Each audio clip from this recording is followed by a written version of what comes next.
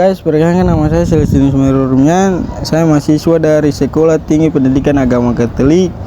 Saya akan berkatekesi dengan judul Marilah hidup menurut Roh Kudus, tidak menurut daging. Ya, selamat. Terima kasih atas kesempatan saat ini kita mau bersama-sama dengan kita. Saat ini kita akan sedikit membaca kitab dan saya ingin berkatekesi untuk kakak. Tapi sebelum itu mari kita berdoa. Ya Bapa, Bapa yang Maha Pengasih, syukur kami aturkan kepada-Mu atas penjagaan kepada kami selama ini.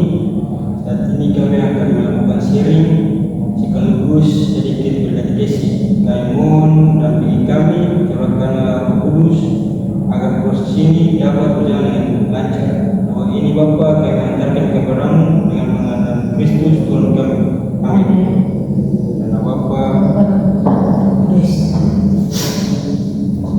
Jadi sini kita akan ambil dari ayat kitab surat Paulus kepada jemaat di Galatia bab 5 ayat 16 sampai 26. Hidup menurut daging atau roh.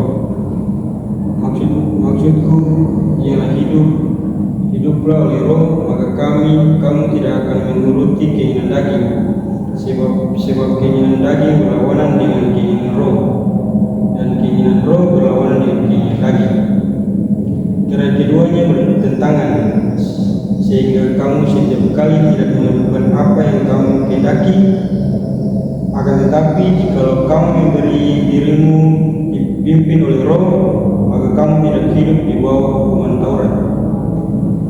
Perbuatan daging telah nyata, yaitu percabulan, kecemaran, hawa nafsu, penyembahan berhala, sihir, perseteruan, perselisihan, iri hati, amarah, kepentingan diri sendiri, percideraan, roh pemecahan, kedengkian, kemabukan, pesta pora, dan sebagainya.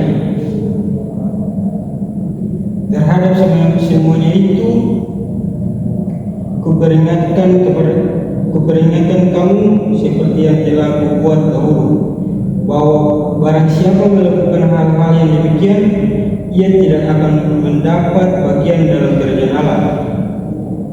Tetapi buah roh ialah kasih, sukacita, damai sejahtera, kesabaran, kemurahan, kebaikan, kesetiaan, kelemah lembutan, penguasaan diri. Tidak ada hukum yang menentang hal itu. Barang siapa menjadi milik Kristus Yesus, ia telah menyalibkan daging dengan segala hawa nafsu dan keinginannya. Jikalau kita hidup oleh roh, baiklah hidup kita juga dipimpin oleh roh. Dan janganlah kita gila hormat, janganlah kita saling menentang dan saling mendekati. Menurut saya memang semuanya bagus. Di sini kita angkat dari ayat 17 kakak. Sebab keinginan daging berlawanan dengan keinginan roh, dan keinginan roh berlawanan dengan keinginan daging. Karena keduanya bertentangan, sehingga kamu setiap kali tidak melakukan apa yang kamu kehendaki. Bahasan mengambil ayat 17 ini ialah bila ketemu lihat dunia sekarang yang semakin berkembang dalam berbagai aspek kehidupan, mendorong ketemu untuk selalu ingin mengikuti keinginan manusiawi seperti berfoya-foya, hidup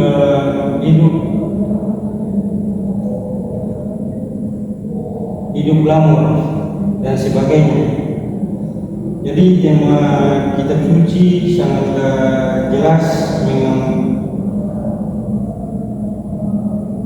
menggambarkan bahwa hidup menurut daging atau roh kan bagaimana kita punya untuk tidak hidup menurut keinginan semata, tetapi hidup menurut kebutuhan.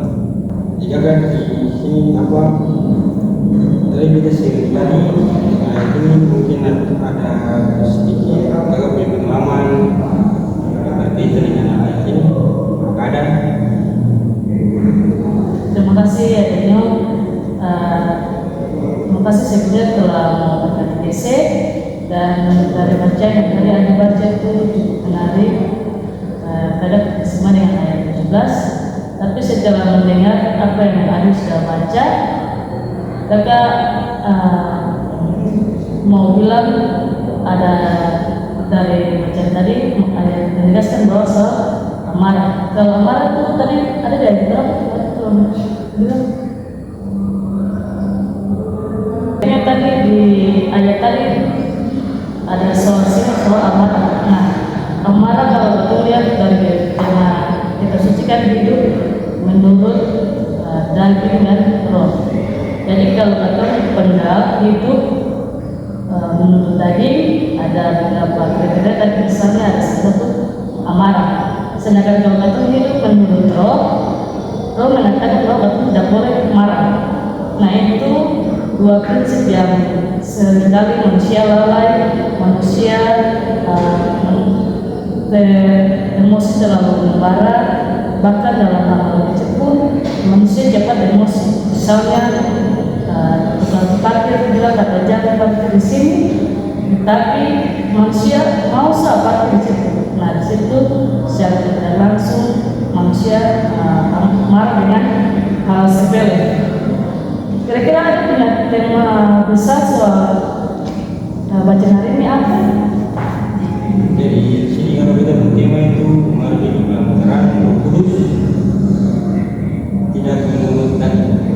Ada punya tema bagus, menarik. Nah, dari tema yang tadi ada baca juga, itu kayaknya sinkron dengan kop dari bacaan yang tadi yang itu menurut daging dan roh. Nah, mungkin dari sini kita bisa sedikit pengalaman. Itu kadang ada seperti kegiatan primus. Nah, dari kegiatan primus itu ada satu sesi di mana kita refleksi soal kita punya hidup pribadi, apakah sejauh ini kita sudah hidup sesuai dengan kehendak Tuhan atau tidak melanggar Tuhan punya aturan dan yang ketong seharusnya ketong taati. Nah, yang tadi juga kita sudah singgung soal amarah. Nah, kalau ketong mau duduki soal hidup menurut daging loh, nanti bisa samakan dengan keinginan dan kebutuhan. Dan kadang-kadang kalau lain semua dekat Natal, pasti manusia berlomba-lomba untuk memenuhi dia punya keinginan, yakni beli sepatu, beli baju, beli salon dan sebagainya, sehingga dia lupa untuk memenuhi atau mencukupi dia punya keinginan roh, yaitu sifat-sifat yang tadi di ayat terkenal yang tadi ada sebutkan kalau tidak salah, itu simbol marah, sabar, tidak iri hati dan lain sebagainya. Sekian dari kakak. Ini menurut yang tadi kakak perhatikan, tadi kakak ada bicara tapi ada sedikit yang kita itu apa yang dalam ayat 20. Ada bisa dibaca kakak? Silakan. Jadi penyembahan berhala, sihir, perseteruan, perselisihan, iri hati, amarah, kepentingan diri sendiri, percideraan, roh pemecahan. Jadi berdasarkan alasan yang tadi kakak sharing, jadi kita ambil itu dalam ayat 17 sangat jelas memberikan kedua prinsip hidup. Sebab itu baiklah kita hidup dalam terang Roh Kudus agar kita mau menjalankan apa yang seharusnya menjadi keinginan kita dan apa yang menjadi kebutuhan kita, sehingga kita melakukan perjuangan tersebut dapat melihat apa yang seharusnya dilakukan demi kemuliaan namanya. Jadi kakak terima kasih karena kakak sudah berada bersama-sama dengan kita untuk merefleksikan ayat kita yang kita baca dan tadi kakak sharing. Terima kasih banyak kakak. Iya, sama-sama.